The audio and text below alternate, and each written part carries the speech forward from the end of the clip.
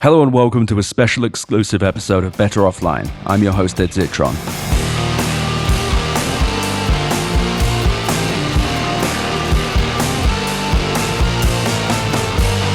Better Offline. As a result of discussions with sources and documents viewed of the amounts billed on Amazon Web Services, I am, for the first time in history, able to disclose how much AI firms are spending on AWS, specifically Anthropic and AI coding company Cursor, its largest customer for API services. I can exclusively reveal today how much Anthropic spent on AWS for the years 2024 and from the beginning of 2025 through the end of September 2025, and from what I can see, their compute spend may vastly exceed what has previously been reported.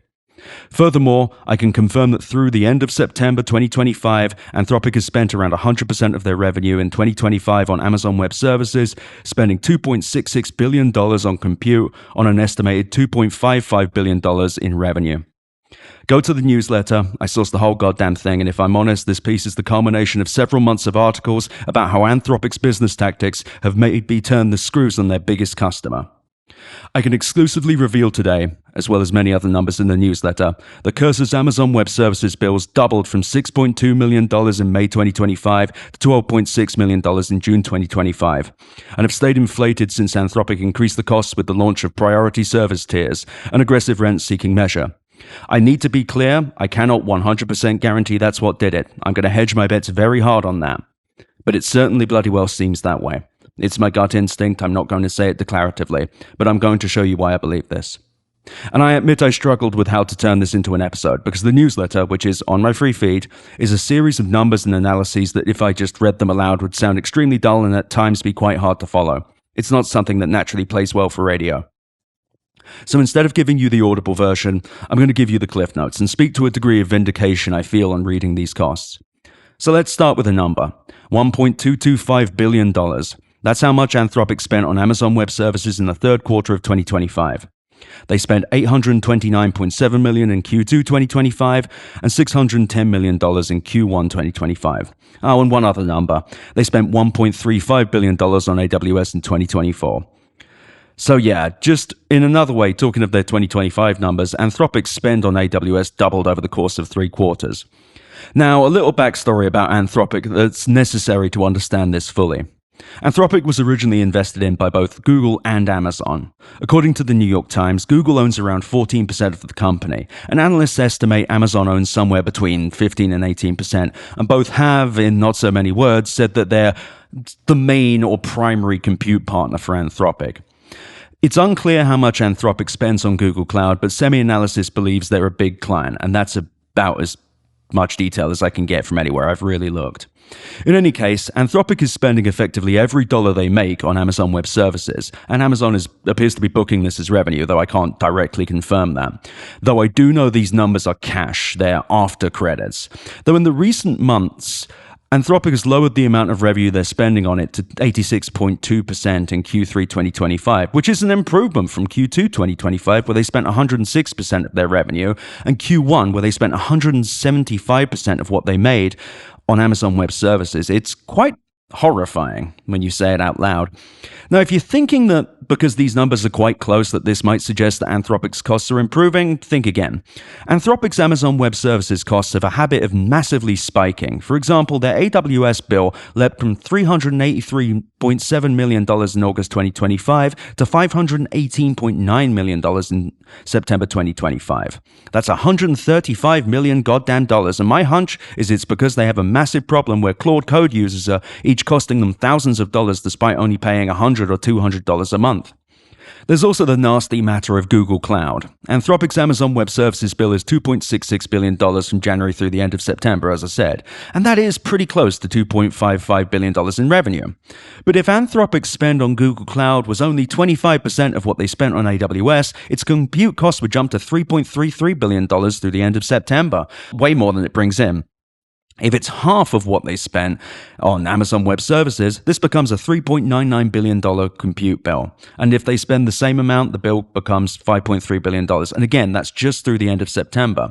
Another note, Cursor's spend on Amazon Web Services is comparatively small, but includes some spend on Anthropic's models, because Amazon is allowed to sell them.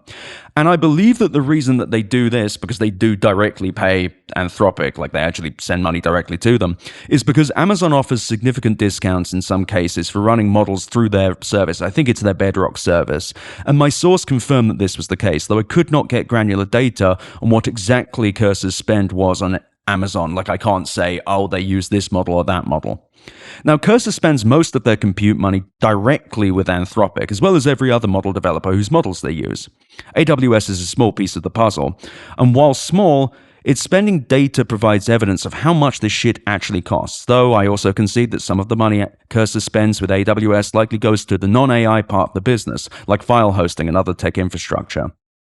Nevertheless, the timing of the massive jumps in Cursor's AWS bill from $6.2 million in May to $12.6 million in June directly correlate with the massive changes made to their product, increasing the costs on any users that wanted to use Cursor in the way they had in the past by making them face the actual costs of serving models on a per million token basis. I've written about this a lot, by the way. It's hard to describe in detail because it's going to take forever, but around mid-June, Cursor had to change everything because mysteriously they had to stop spending so much money with their customers. Their customers were burning a hole in their pocket, and I think we can kind of see why. Cursor's costs have also never come down, spiking to a high of $15.5 million in June, dropping to a still high $9.6 million in August, only to spike again to $12.9 million in September. Though I cannot declaratively state that this is exactly what happened, Cursor's costs doubled immediately following the addition of Anthropic service tiers in late May 2025, which require an upfront commitment of token spend and token throughput. And when Cursor announced the launch of their $200 a month Ultra plan amidst massive product changes, they cited how it was, and I quote, made possible by multi-year partnerships from OpenAI, Anthropic, Google, and xAI, and that their support was instrumental in offering this volume of compute at a predictable price.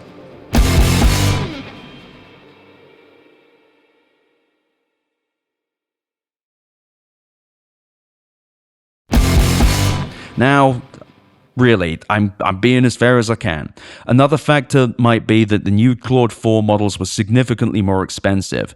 It's entirely possible that all of these things are true. I just want to make sure I cover my bases because I do not know for sure. But the timing, man. And another thing. You know what Anthropic also launched a week before service tiers? A competing product to Cursor called Claude Code, one that they could run with as little restraint as they'd like to drain as many monthly customers away from Cursor, who is also their largest customer buying Anthropic models through their API. Real fucking mystery, right? If it quacks like a duck, wears a t-shirt that says duck, and Claude tells you, you're absolutely right, that's a duck. When you upload a picture of it, it's probably a fucking duck, but I obviously can't say for sure. I need to be explicit here with what happened though. Anthropic supplied access to their models to a company, Cursor, and then released a product, Claude Code, that did exactly the same thing as that company, Cursor, turning it both into a customer and a competitor, in the process creating a massive conflict of interest, as not only did Anthropic have an incentive for that customer or competitor to fail, though they also needed their compute revenue, which is kind of a bugger, Anthropic also had the means to make this failure happen in the most painful and expensive way possible, by worsening the terms in which that competitor required the compute it needed to function. Could be a coincidence, I guess. And when I say compute, I mean tokens. I'm reading a script, okay? One of you's going to eat. Anyway, I'm not going to turn this into a massive sprawling episode about this company. I wanted to give you the raw information so you can go and read the detailed analysis I did. It's free, by the way, don't worry. But now I want to talk about how all this made me feel, because that's what makes this show unique and I think is the appropriate way of coming at this. I'm going to be honest. I find what it looks like, and I'm hedging my bets again, Anthropic did to Cursor truly disgusting. Cursor hit $500 million in annualized revenue in the same month that they then saw their costs double, dramatically reducing the value of their subscription product at the apex of their success. Yes, Cursor is an unsustainable AI company, I know, and like all of these companies has no path to profitability. Anthropic should have always charged sustainable rates, even if it meant that it wasn't possible to build a big company based on their models. Sadly, we don't live in that universe. And while you could make the case that startups like Uber didn't at first charge sustainable rates, I'd argue that the reason why its initial rates weren't successful was because of the steep upfront cost of customer acquisition, which is a problem that could be solved through the lifetime of the customer, and Uber had the means to gradually ratchet up the costs of rides, or more shittily reduce the cut that they pay to drivers in a way that wouldn't be immediately painful. Furthermore, Uber never had a fuel problem. What Anthropic has is a fuel problem. They have a compute problem for the amount that they're paying to run their goddamn services. Cursor is also Anthropic's largest customer, and the timing of priority tiers to coincide with the moment when they were growing fastest is a suspicious and potentially disgraceful move. While you could describe it as a necessary step in the direction of sustainability, that plausible excuse is undercut by the overall timing of the move. One cannot ignore how close the launch of these tiers were to the launch of Anthropic's Claude Code, a product that lacks Cursor's flashy front end but performs similar functions, all subsidized by Anthropic's massive hordes of venture capital and its chummy relationships with hyperscalers like Amazon and Google. The thing is, even with these moves, Anthropic still spent $1.04 on Amazon Web Services for every dollar they made through the end of September 2025, and that's for just 2025, by the way.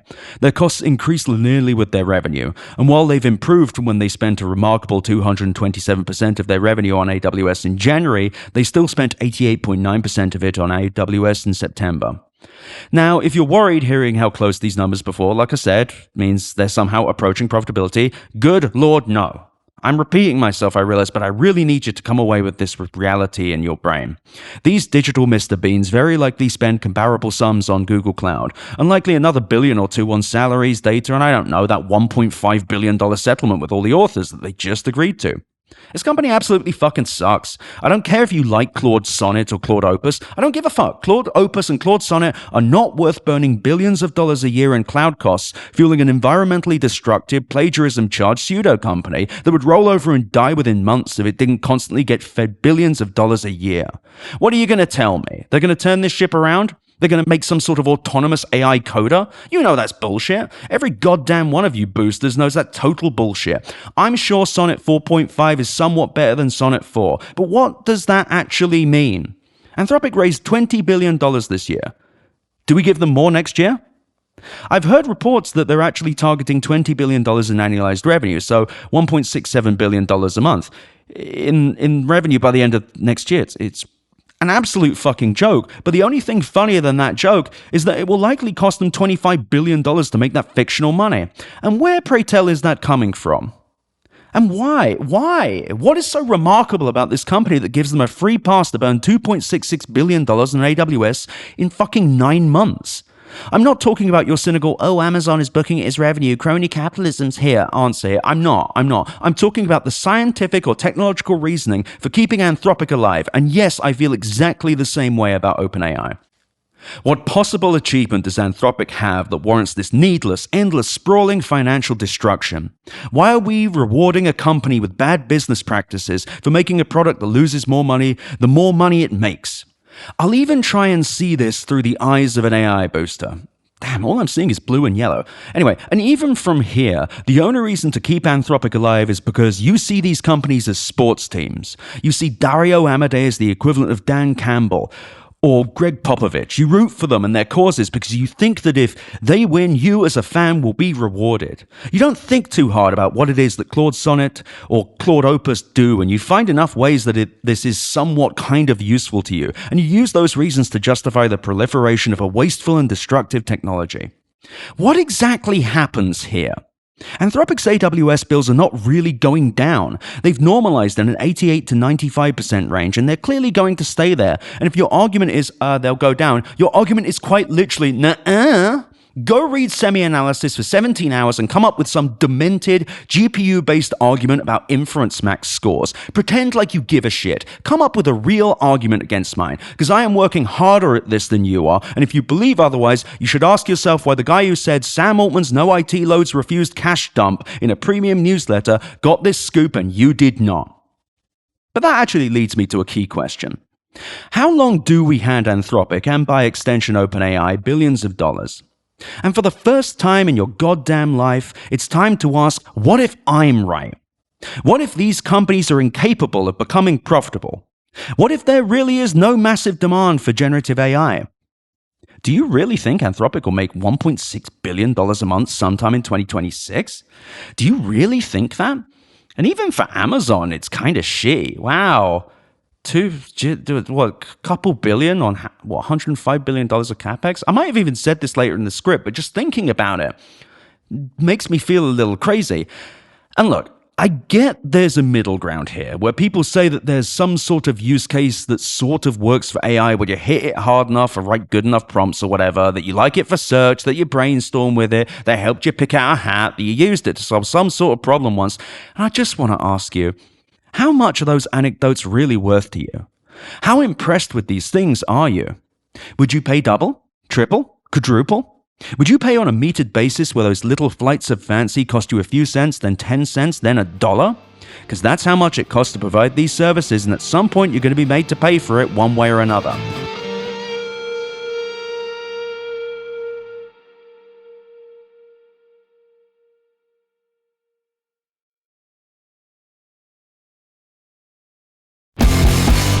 Advertising won't be the answer, by the way.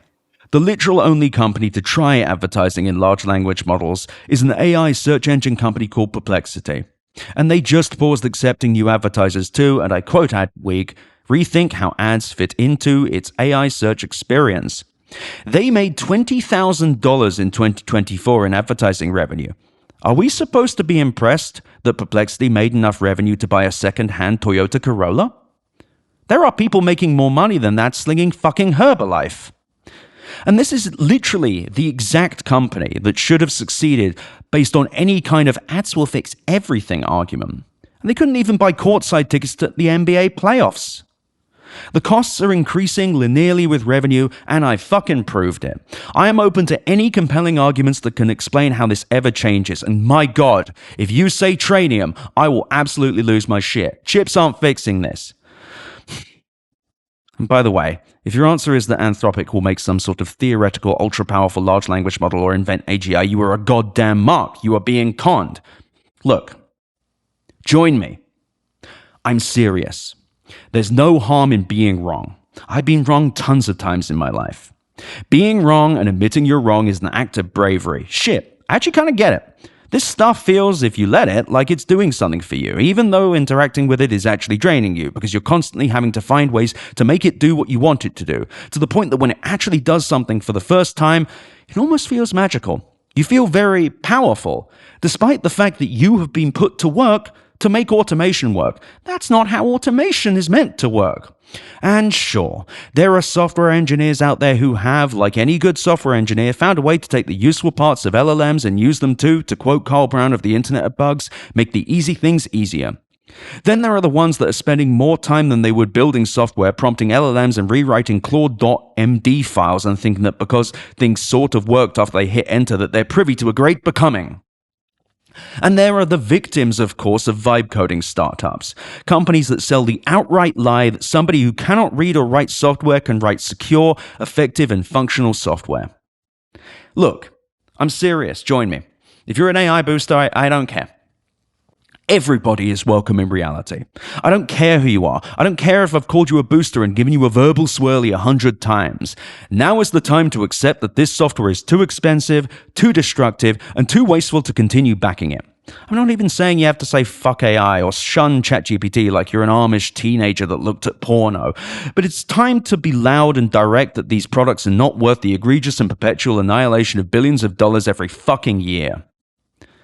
I don't even know if this means you have to stop using them. I don't want you to, but I don't, like, what are we going to do? These things are not going to go away because you stopped using Claude. They're going to go away because you stopped talking about them. They're going to go away because they cost too much and their pay pigs stopped paying them. What I am advocating for is for everybody to openly discuss that the amount of money it costs to run these companies is at odds with what they have built, are building, and will build in the future. Nothing they are building is moving towards superintelligence or AGI. No combination of Amazon Trainium or Google TPUs is going to usher in the birth of the machine god. The products they make are at best and in inconsistent moments kind of cool, but 100 times more often mediocre, unreliable, and outright ridiculous. Even if you really get a lot out of these models, do you think that these companies should be allowed to burn billions of dollars every year? How much do you think they should be allowed to burn? And how much is too much for you? It's time to start having this conversation and having it publicly. especially as clammy Sam Altman bloviates about building 250 gigawatts of data centers in 7 goddamn years at the cost of 1/3 of America's entire fucking economic output in 2024. Anyway, this has been a big day for me, so I'm going to leave it there. It's a huge scoop. I'm grateful that I get to do this every day. I'm grateful for you listening. I'm grateful for you reading. I hope you've enjoyed this episode, and thank you as ever for supporting my work.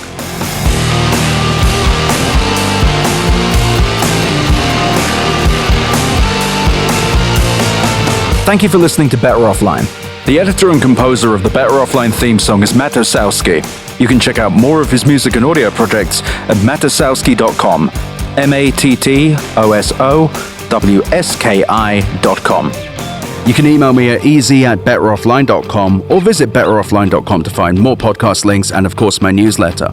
I also really recommend you go to chat.wheresyoured.at to visit the Discord and go to r/betteroffline to check out our Reddit.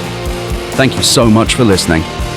Better Offline is a production of Cool Zone Media. For more from Cool Zone Media, visit our website, coolzonemedia.com, or check us out on the iHeart Radio app, Apple Podcasts, or wherever you get your podcasts.